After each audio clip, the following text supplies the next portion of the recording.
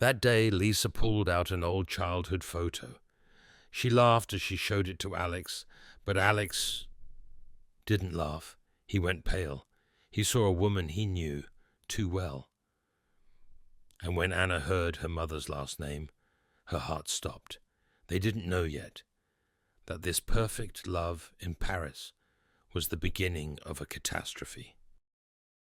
Chapter 1. My name is Anna, and I know how to listen. That's probably all you need to know about me if you're going to listen to this story. I'm not the main character, and honestly, I don't mind. Main characters usually suffer, fall madly in love, make terrible decisions, and then either die or go on living with scars on their souls. I'm the one who hands them tea when they show up crying, or wine if it's a Friday. Or, to be fair, sometimes even on a Wednesday.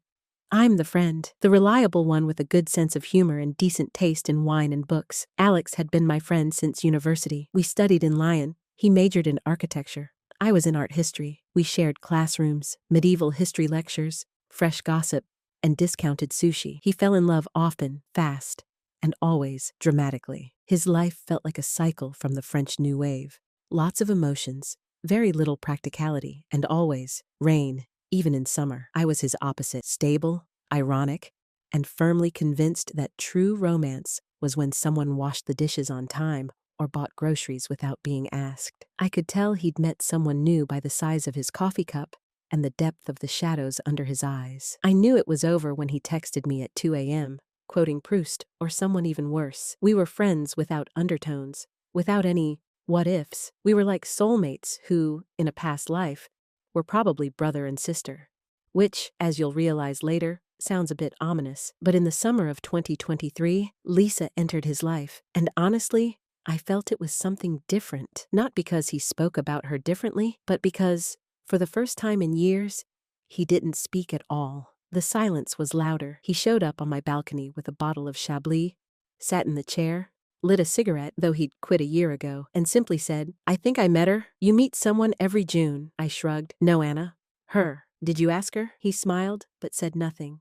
That was his way of saying, "I'm in love," without actually saying it. Back then, I had no idea that this story would make me not just a friend, but a person who remembers more than she wants to, a witness to something truly powerful and truly impossible. But I'll tell it all, just as it happened. Not because it's easy for me, but because someone has to remember. Someone who knows how to listen. Someone who knows how to love people quietly. Someone like me.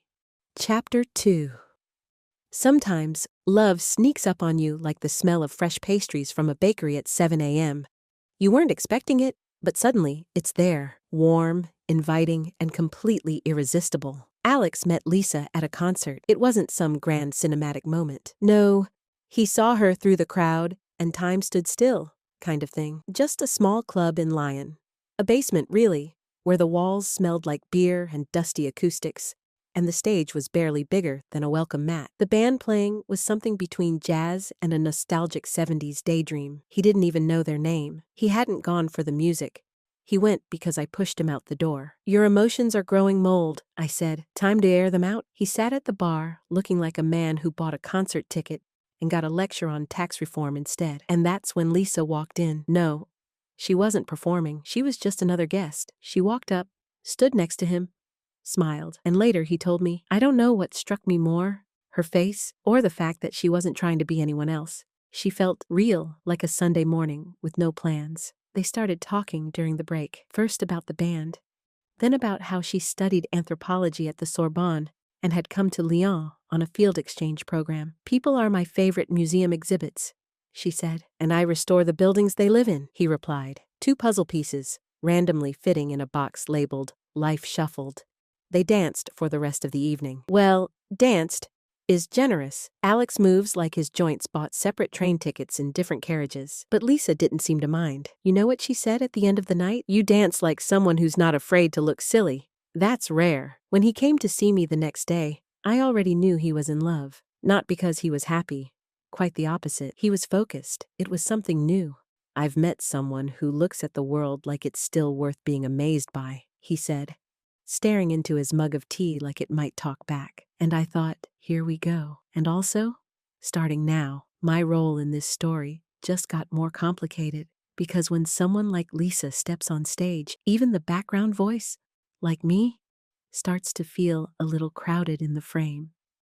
Chapter 3. First dates are always like stained glass windows. Beautiful, colorful, fragile. Look through them, and everything seems a bit more magical. Alex and Lisa started their lives like a pair of teenagers whose lives hadn't yet slapped across the forehead. It looked touching, and, to be honest, a little suspicious. They met nearly every day. Lyon became for them a grand backdrop of a movie. Cafes along Rue de la République, vinyl record shops in the old quarter, morning markets where even the vegetables felt like conspiracies against loneliness. Last night, we spent 3 hours picking between a baguette and a ciabatta, Alex told me, glowing. You've always had a flair for drama, I answered. But it was important. It was like a philosophical debate about the textures of life. My God, I sighed. It's just a loaf of bread. He took her to the cinema. Bergman retrospectives, Amelie projected on a big screen. Old black and white films where everything was about love and quiet sadness. In return, Lisa introduced him to documentaries on ancestral traumas, shamanism, and vanishing languages. It was like a lecture with subtitles, Anna, he complained. But you said you liked that. I do. But now I fear my inner child needs a therapist with a flashlight strapped to their forehead. I saw them together for the first time about a week into their thing. We went to a sculpture exhibition, and Lisa came with a cat on a leash. This is Charlotte, she said. She loves Rodin. Who doesn't love Rodin? I nodded, carefully stepping back from the cat, black and white like vintage cinema, with the dignity of an opera diva past retirement. She had that expressive look, as if she were about to say, "Is this your coat?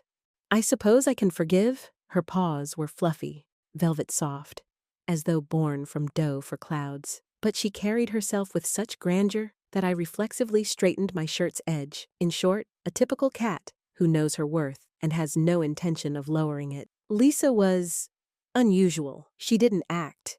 She didn't try to charm. She asked questions that made you feel either deeper or dumber.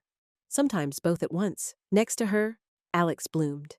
I had never seen him so calm. Not calm in the sense of quiet, but in the sense that the sea inside him finally found calm waters. They started giving each other tiny gifts.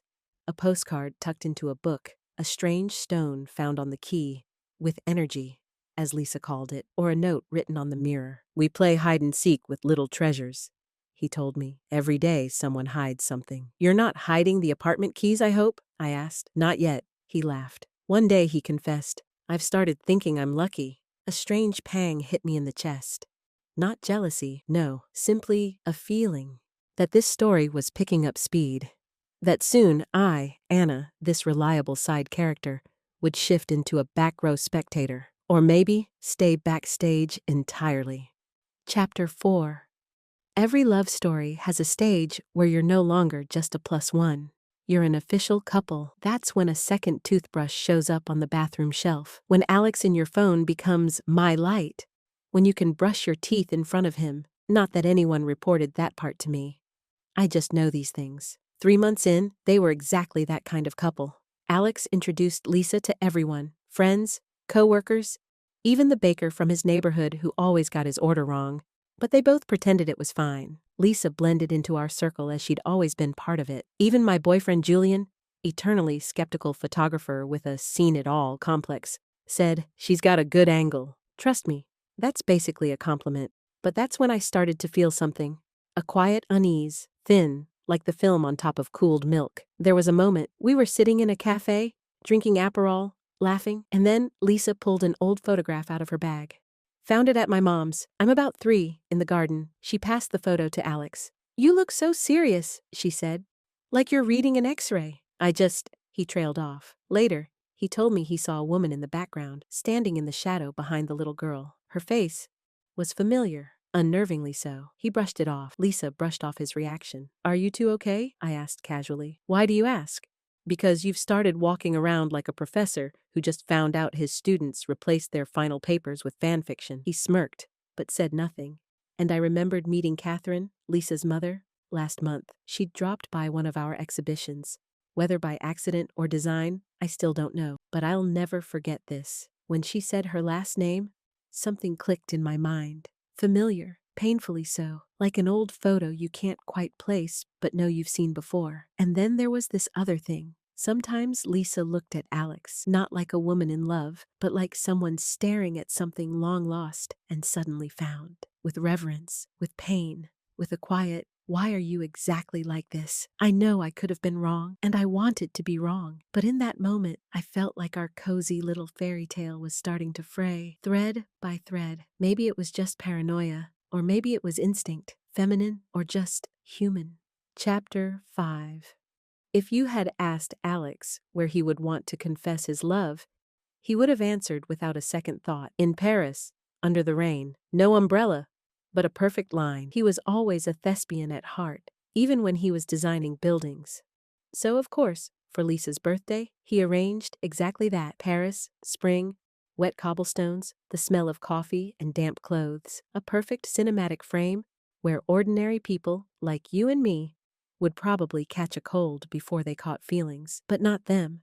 They took off for 2 days. I stayed behind to feed Charlotte, the Reuben fan cat, in case you forgot. In protest, Charlotte threw a cactus at me from a shelf, hid 2 slippers under the couch, and held a grudge for the entire weekend. "She has an anxious attachment type," Lisa said apologetically. "Looks like you do too," I replied, while Alex packed his suitcase with the expression of someone departing for the front lines of emotion. In Paris, they stayed in a small hotel on Montmartre, in a room overlooking rooftops and a world where only 2 can exist. "He ordered a cheese platter for breakfast," Lisa wrote me afterward. I decided not to argue. That was the first act of love. They strolled along the Seine, went boating, and took selfies that later looked like record covers. Lisa is in a hat. Alex is wearing a slightly silly but sincere smile. They laughed, ate cream-filled pastries, argued about which book pierces the soul the deepest, finally agreeing on A Man Called Ove. And one night, she recorded him a voice message,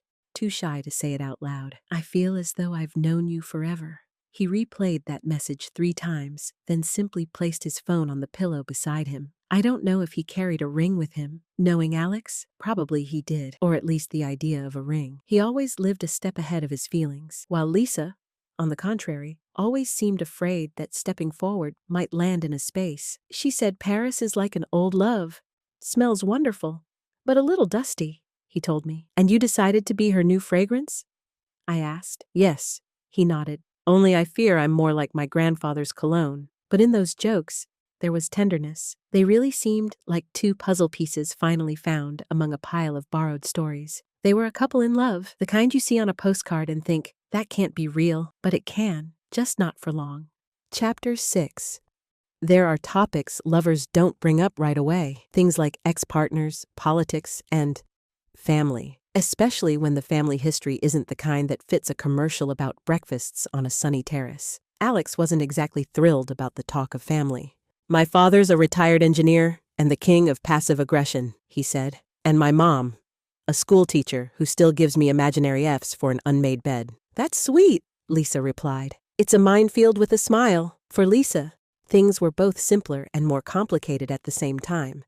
She was raised by her mother, Catherine, a nurse from Avignon, a woman with an operatic voice and the gestures of a stormbringer. Her father, according to her, left when she was under a year old. He left like a natural disaster. Fast, loud, destructive. "Mom doesn't like talking about him," Lisa once said. "Which means I'm not supposed to either." They postponed meeting each other's families. First, "It's still too early." Then, "Why spoil the mood?" Later, "We'll do it after vacation." Meanwhile, I felt the air between them grow thicker. You know how the atmosphere tastes before a storm. Warm, still, but suffocating. Once Lisa and I went to a flea market together. "Look," she said, "we had the same porcelain cat at home. Hope its name wasn't Jacques," I joked, eyeing the tag. "Made in Lyon." Lisa laughed, but then she went quiet. She picked up the cat, turned it in her hands, and said, "Funny. Mom always told me we're from Avignon, but this," she didn't finish. I felt something inside me shrink. Catherine's surname surfaced in my memory like an old postcard. At first, I didn't understand why. Then I remembered that same surname once belonged to a woman who worked with Alex's father on that very building site in Lyon, where, according to him, he left half his nerves and all his youth. I didn't say anything then. thought could be coincidence. After all, France isn't that big a country. Lyon looks like a village under a magnifying glass. Still, the thought, like a spring, coiled tight inside me. Do you believe in coincidences? Lisa asked, as we lugged around that ridiculous cat statue. I do, I answered, but not the ones that smell like porcelain and have spoken secrets. Chapter 7. There are certain meetings after which you can never return to your old self. A dinner invitation, one of those suspicious formats. Lisa suggested we meet neutral and warm, meaning not at someone's home, not with homemade soup or tactless relatives, but at an Italian restaurant on the outskirts of Lyon, where the light is soft, the waiter's silent, and even the wine costs what you'd call a sommelier's smile. For some reason, I was invited too. To keep the balance, Lisa explained. Or at least a fork. We gathered on Saturday evening. Around the table, Alex, Lisa, his parents, Jacques and Marie, Catherine, Lisa's mother, and me, wearing a face that said, I'm here by accident, sorry about that. The first hour went like clockwork. Toasts, childhood stories, memories of crazy professors. Lisa and Alex both loved mocking the academic system. Jacques joked about his construction site jobs in the 90s. Marie laughed slightly louder than necessary. Catherine adjusted her napkin every 3 minutes. Everything looked normal, suspiciously normal. So, where are you from originally? Marie asked Catherine. Avignon, she answered. Though we lived in Lyon a couple of years, when I worked on a construction project. A big one. Which one exactly? Jacques asked, lifting his eyes from the menu. At that moment, I saw his face go a bit pale. He put down his fork, without a word. Rue Saint-Vincent? He asked. Catherine nodded, slowly. I was managing that site, he said. But we didn't meet, right? There was a pause. The one during which you can hear a raviolo hit the plate too loud. Catherine looked at him like she had been waiting for that moment for a long time. You left, at the end of a shift, at the end of the project, at the end of everything. Jacques said nothing. He simply took up his wineglass, drank slowly. Marie was silent too.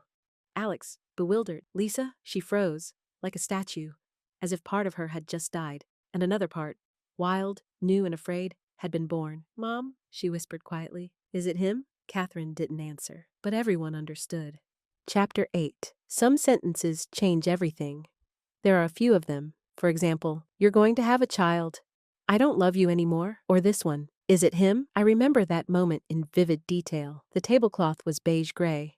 The wine in the glass nearly gone. My left leg numb from a bad sitting posture. Lisa holding the napkin, as though it were the only thing still holding her. Catherine didn't say yes, but she didn't say no, either. And sometimes silence speaks louder than a meltdown. You knew? Lisa asked, her voice stumbling over itself. I suspected, her mother replied. But I didn't want to believe. Or rather, I didn't want to check. Jacques stared at his plate. He wasn't only pale. He looked like he'd been washed out from the inside. You left, Catherine repeated. When I was pregnant, I didn't know. But you didn't ask either. Alex stood up. Very slowly, he placed the napkin on his lap. Habit, reflex, politeness, then sat down again. Wait, stop. Are you saying that? He couldn't finish the sentence, because the words he needed to say were too impossible. I wanted to say something. Anything. Maybe there's a mistake. Or let's do a DNA test. Or, are you sure this isn't a joke? But it didn't feel like a joke. The air reeked of pain, of sin. A sin that belonged to no one and stained everyone. Marie's face vanished. I stepped behind her and wrapped her in a tight hug. Lisa stood up. I'm leaving. Lisa? Alex reached for her hand. Don't touch me. But we didn't know. Now we know. She walked out, just walked out. I wanted to follow. But I stopped at the door, turned around, and said, everything that could have been beautiful just became impossible. I wasn't talking to them. I was talking to the air. Marie wiped her tears. Jacques said nothing. Alex sat there, broken, like a house after an earthquake. The walls still stand, but living there is no longer possible. Chapter 9. Sometimes a breakup isn't a scream or a scandal or a door slammed shut. Sometimes a breakup is when someone sits on the edge of the bed, staring at the floor, as if waiting for the ground to open beneath them. That's how it was with Alex. He didn't cry. He just went quiet.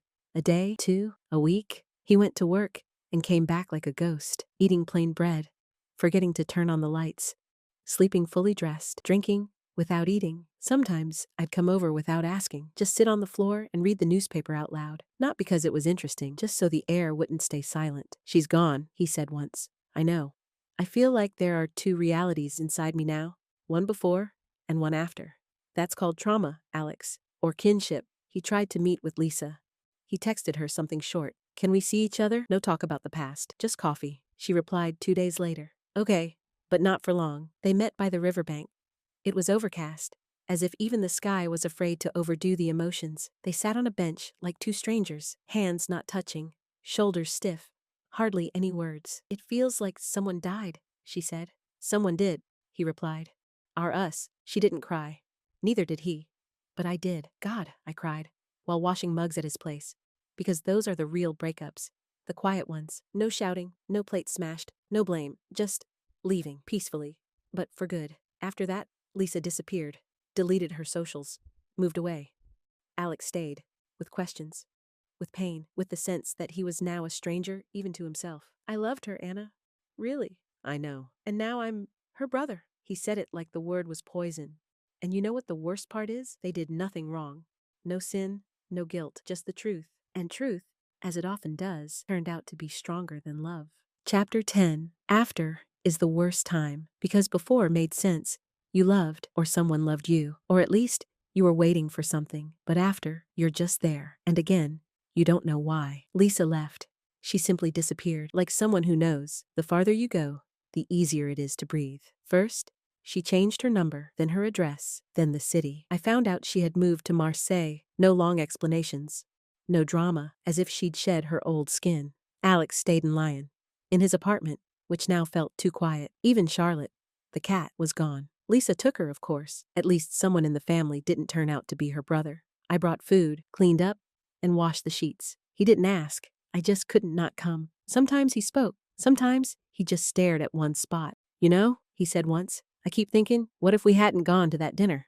"And if we hadn't," I said, "we wouldn't have refrigerators.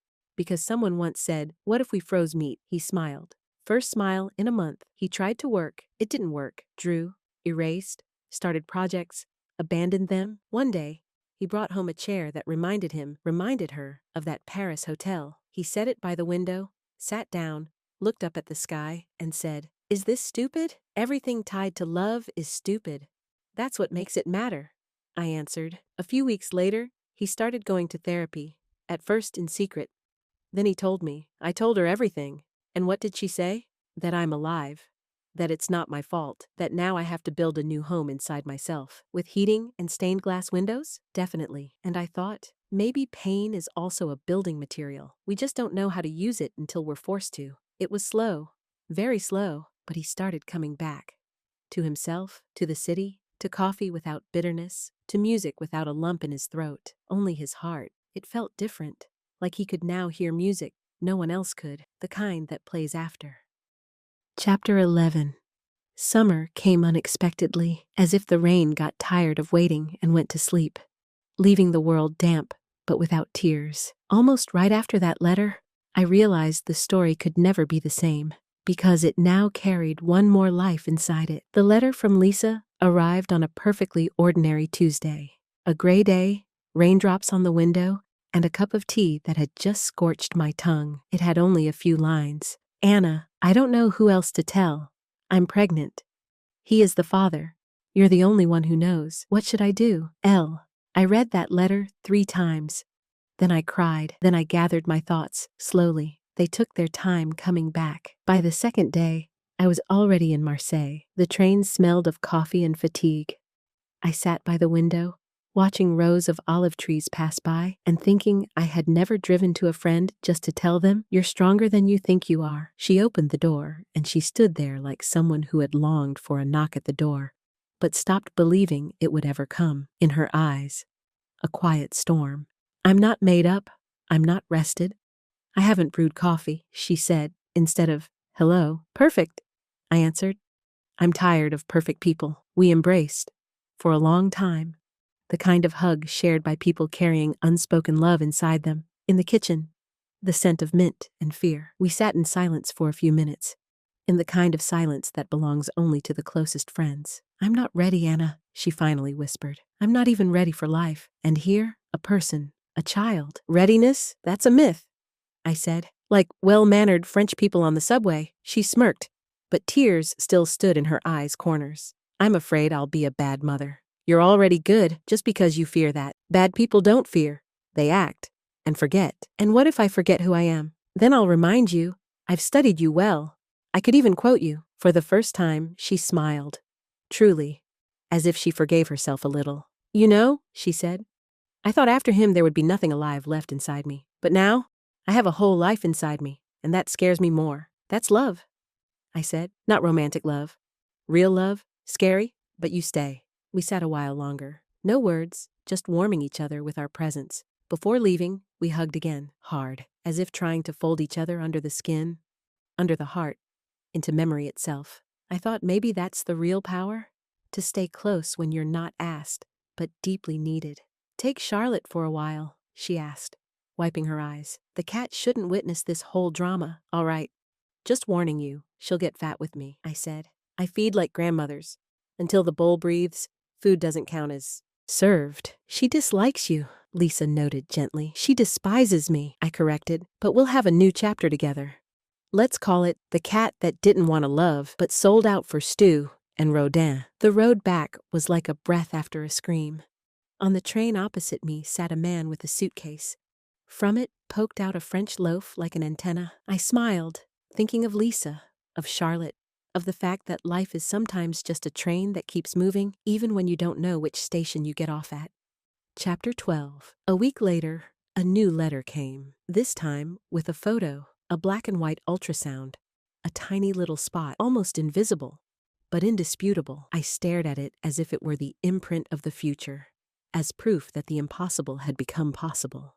None of the letters went to Alex. I kept this secret like a talisman, like a rare weight, like a lone lantern in the night, because I knew to reveal it would mean to destroy. For now, everything had to be repaired slowly. Lisa stayed in Marseille. She rented a modest flat with a balcony and a view of suburban rooftops. In the morning, birdsong through the windows and the scent of fresh baguettes. In the evening, car noise outside and silence inside. She worked at the university as an assistant with lectures and archives, and cried quietly at night. Sometimes I knew by her letters.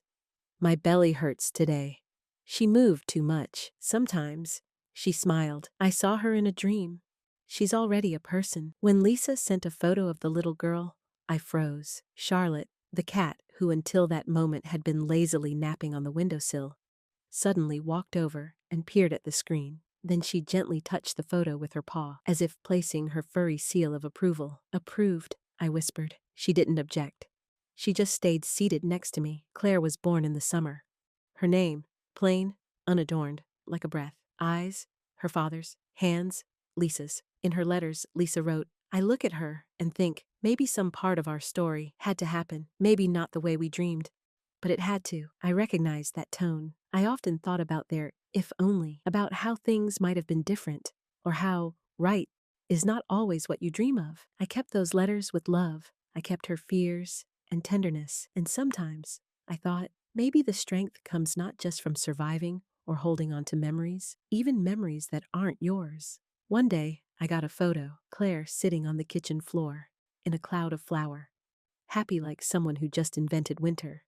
Absolutely thrilled, covered in flour, she sat amid a mess worthy of a separate chapter in a cookbook of kitchen disasters. Caption, I think it's time to lock the lower cabinets with barn locks. I closed my eyes and felt tears well up, not from pain, not from loss, but from the sheer impossibility of being there. Life doesn't let us stay wounded forever, but it gives us a chance to be those who keep going. Scarred, yes, but alive.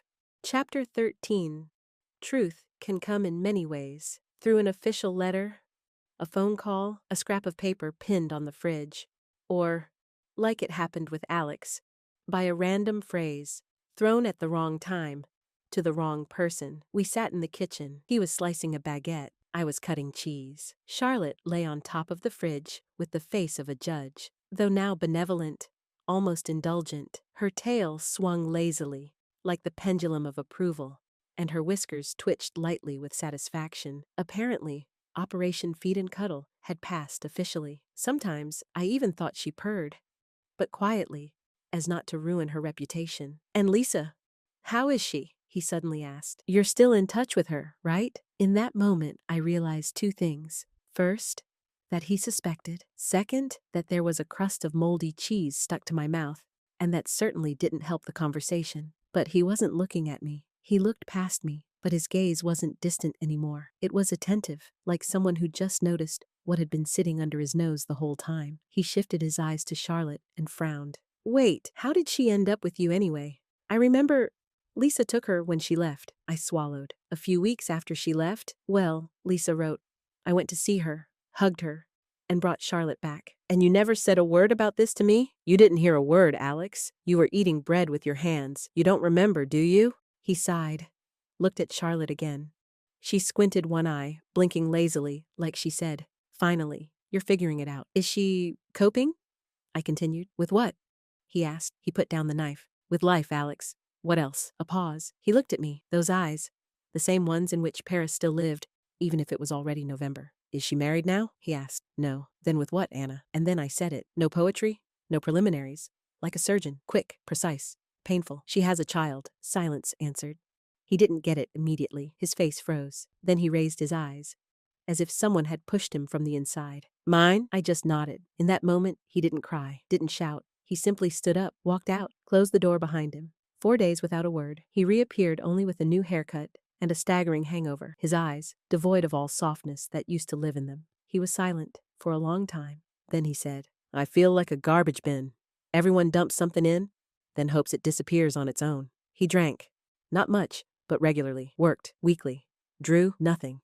Spoke, only what had to be said. Lived, by inertia. One day I came to his place, and he was browsing flights on a ticket search website. "To Marseille?" I asked. "To nowhere," he replied. He didn't go. Instead, he began clearing out a workshop. It smelled of dust, concrete, emptiness, of mice, and it was perfect. He started restoring old, forgotten furniture. "Do you think," he asked me one evening, "can you make something not like it was, but better, out of something broken?" I answered, "That's the only way true art works." Autumn passed.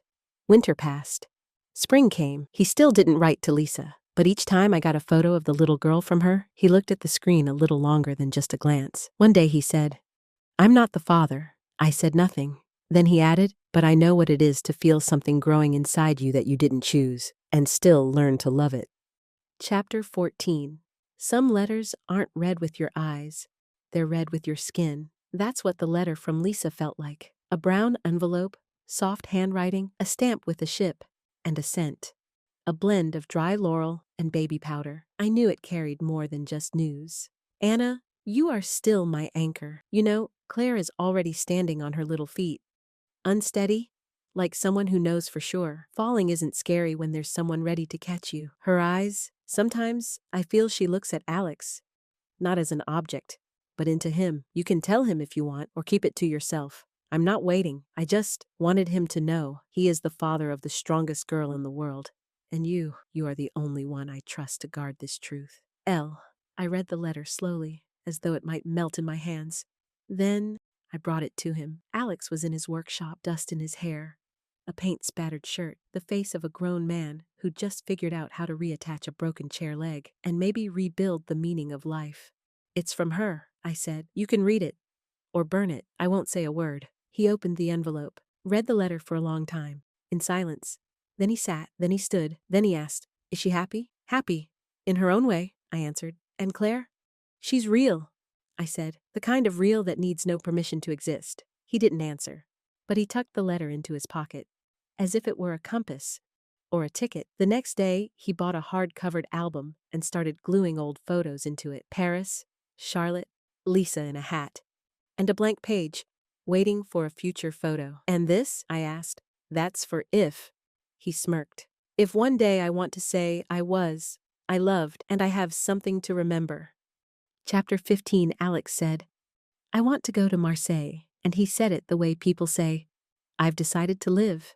No drama, no anxiety, just as a fact, as if something inside him had finally ripened, sprouted, and demanded to see the sun. I looked at him for a long time. He was no longer the Alex I had known at university.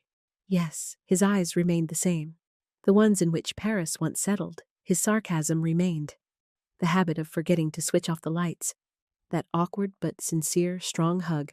But inside, he had become different, deeper, softer, like the sea in September. "Do you want to see her?" I asked him. "I don't know.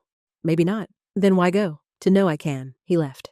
Without a call, without a warning, without a, "I'm coming" in a messenger. Marseille greeted him with wind, seagulls and sun that still tried to be August warm. He walked its streets, entered bakeries, listened to children's laughter. He says he wasn't looking for Lisa on purpose, but he found her, completely by accident. She walked by with a stroller. Slowly, inside it Claire, and she laughed. Laughed the way he remembered, only now that laughter didn't belong to him anymore. He didn't approach, he just stood in the shade of a plane tree and watched, like a man who demands nothing. Only memory, only understanding. Then he sat on a bench, took out the album, the same one with the photos, from his backpack, and added another line. "I was there, that's enough." In the evening, he wrote a letter, not to Lisa, to himself. This was love. It didn't become eternal, but it was real. And in that lies all your justification. When he returned to Lyon, for the first time in a long while, he looked not like someone hiding his feelings, but like someone who learned to live with them. "How was Marseille?" I asked. "Noisy, salt on the lips, smells like freedom." "And Claire?" "You're right. She has the kind of smile that doesn't ask permission." "And Lisa?" "She's the world I once lived in, and that no longer exists, but which I will always remember with gratitude." And he smiled, genuinely, the way people smile when they finally return to themselves. Chapter 16. I'm writing this letter to myself, not because I forgot who I am, but so I don't forget who I was when all this began. My name is Anna. I'm 32 years old. I still live in Lyon, still read books, still know how to listen, and if you ask me who I was in this story, I'll say, I was a witness, a person who saw love being born, shattering into pieces, and surviving. Alex now lives in Bordeaux. He teaches, he restores not only buildings, but it seems himself. His eyes aren't the same, not because he changed, but because he learned to look without expectations, only with respect. He didn't marry. Sometimes he meets someone, sometimes he doesn't. He still leaves the lights on when he leaves the house, and still makes tea, as though it's a ritual for survival. Lisa writes articles. Her book about ancestral memory and taboo was just published. I read it and recognized our whole story there, veiled but sincere. There was a scene in a Paris hotel, a scene with the porcelain cat, a scene with the letter. It was her, I remember. Claire grew up. She's almost 2. Sometimes I receive photos from Lisa. In one, Claire builds a tower of books. In another, she feeds Charlotte from a spoon. The cat is shocked, but tolerates it. She has her father's eyes, and Lisa's resolve. Alex saw her again, by chance. He said, I realized I don't need to be close to love her. Then he added, although sometimes, when it rains, I still hear her voice. I smile when I remember that, because stories like this stay, not because you have to remember them, but because they become part of you, like a birthmark, like an accent, like an old postcard in a drawer full of letters. This story is not about shock, not about betrayal, and not even about love. It's about the fact that we are all alive, with mistakes, with discoveries, with impossible turns. Thank you for listening. If this story resonated with you, share yours, in comments or in a letter, whichever you prefer. Let every love, every turning point, every scar have its own voice. I'm here, I read, and I listen. Yours, Anna.